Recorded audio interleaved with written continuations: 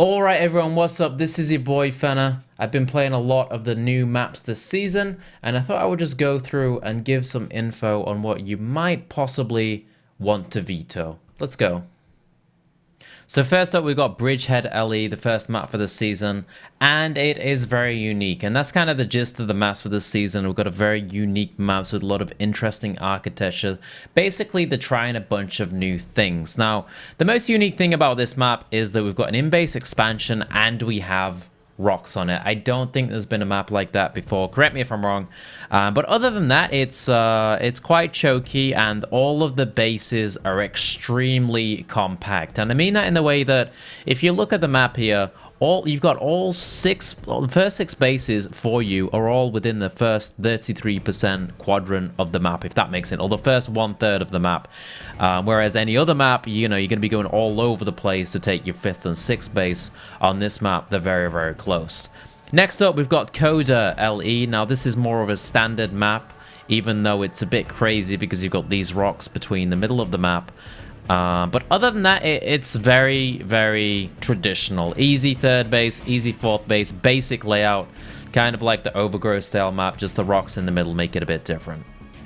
Dash and Terminal LE. Now, this is one of the more unique maps this season. A lot of people calling it like Scrap Station 2.0.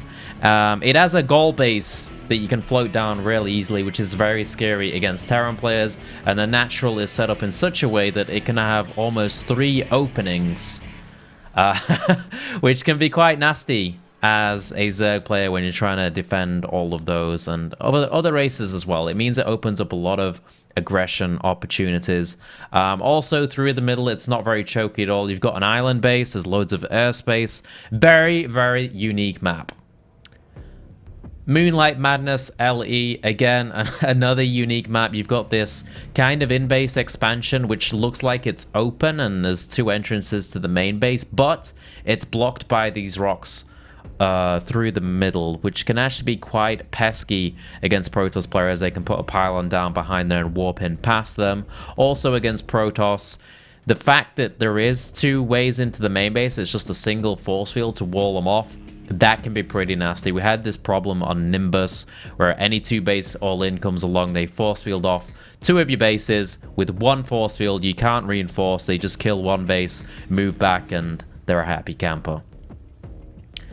Terraform LE, one of the most unique looking maps ever. They've got a cool architecture going on here. Weird swirly shape in the middle, bases within that swirly shape, and bushes everywhere. This is, in my opinion, one of the coolest maps to be ever added to the map pool. And even though it's so unique and weird, I think it's gonna work, which is the coolest thing about it. I love that they're expanding into these new maps with crazy architectures. But easy-ish 3 base. The 3rd base is quite far away. After that, it gets a bit crazier. You've either got to take the 4th base at the top of the map or the bottom of the map, or take the bases in the middle, which are open to fire from behind the mineral line. I've been playing this map quite a lot. I love it, and I've found something amazing on this map. Broodlords are just insane. They fire over the hills, the cliffs, whatever you want to call them, the trees.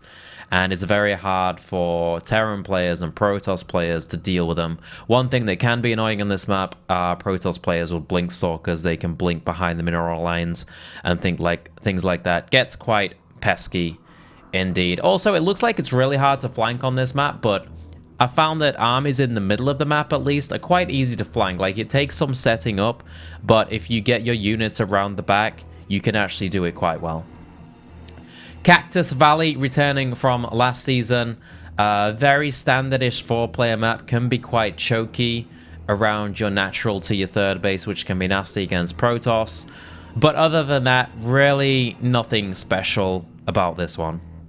Iron Fortress LE, a map that I hate against Terran players.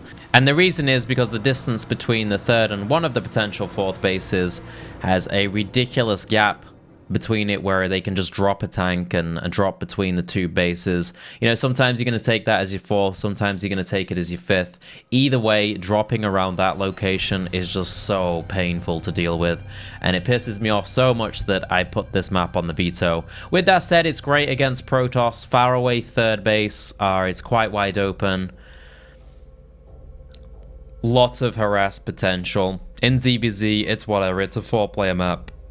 Everybody hates 4-player maps in ZBZ, unless you're a dirty cheeser.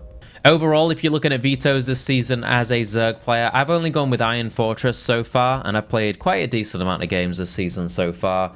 That's just because I hate ZVT on there. If we're going to go further and look at more Vetoes, I would probably look at Dash and Terminal. So far, I haven't had anyone crush me with a gold base, lift, or anything like that, but I can see this getting very, very difficult against both Terran and Protoss once they figure it out a bit more.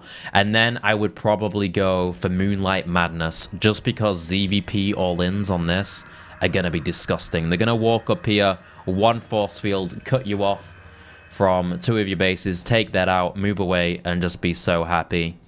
Some people might disagree with me on the Iron Fortress veto. Some people probably like that against Terran. If you're not going to veto Iron Fortress, then you might want to consider Cactus Valley, because it's not going to be the nicest against Protoss, and obviously a 4-player map is nasty in ZBZ as well.